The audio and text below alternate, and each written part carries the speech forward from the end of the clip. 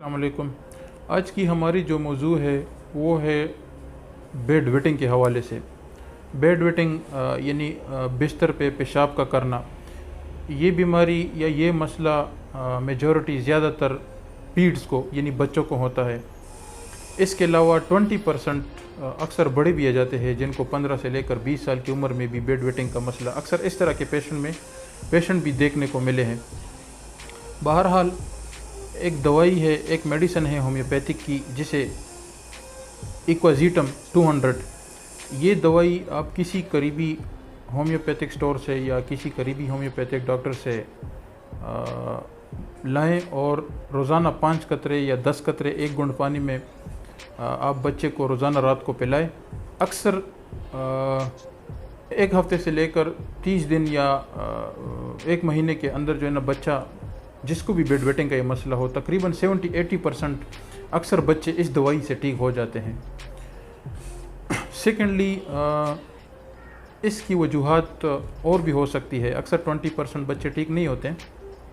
बाज़ औक़ात उनको यूटीआई होती है यानी यूरिनरी ट्रैक इन्फेक्शन, या इसके अलावा न्यूट्रिशनल डिफिशिएंसी होती है, या इसके अलावा बाज़ औक़ात वर्म्स का मसला होता है यानी पेट में कीड़ों का होना। इसकी वजह से भी बेड वेटिंग का मसला ज़्यादातर बच्चों को होता है। तो फ़र्स्ट ऑफ़ ऑल अगर किसी बच्चे को या किसी को भी, बाज़ औक़ात बड़े को भी हो सकता है, लेकिन ज़्यादातर 80-90% बच्चे भी इस मसले में इन्वॉल्व होते हैं। तो इक्वाजीटम, ये जो स्क्रीन पे नज़र आ रही है दवाई, इक्वाजीटम किसी कंपनी के भी आप किसी करीबी होम्योपैथिक डॉक्टर से या किसी करीबी होम्योपैथिक स्टोर से ले लें।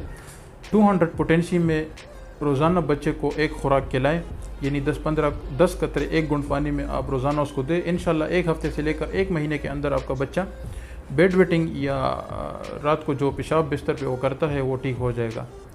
20% या 10% ना होने की सूरत में अगर बच्चा ठीक ना हो तो इससे ज़्यादा दवाई खिलाने की ज़रूरत नहीं है। फिर आप किसी करीबी होम्योपैथिक फ़िज़िशियन से आप कंसल्ट कर लें ताकि वो फ़िज़िकल एग्ज़ामिनेशन करे, उसकी यूरिन आरी यानी यूरिन रूटीन एग्ज़ामिनेशन वो इसकी टेस्ट करें, या उसको फ़िज़िकली देख ले कि बच्चों को न्यूट्रिशनल डिफिशिएंसी तो नहीं है, या पेट में कीड़े का मसला तो नहीं है, या इसको यूरिनरी ट्रैक इन्फेक्शन तो नहीं है। तो फिर बच्चे को फ़िज़िकल एग्ज़ामिनेशन के मुताबिक या चेकअप करने से अंदाज़ा लगता है कि बच्चे को इसके अलावा और क्या देना पड़ता है। तो फ़र्स्ट ऑफ़ ऑल आप इस मेडिसिन को अप्लाई करें, इंशाल्लाह 70-80% आपका मसला या आपके बच्चे का मसला हल हो जाएगा। ना होने की सूरत में फिर आप जो है ना करीबी किसी होम्योपैथिक फ़िज़िशियन को आप कंसल्ट कर सकते हैं।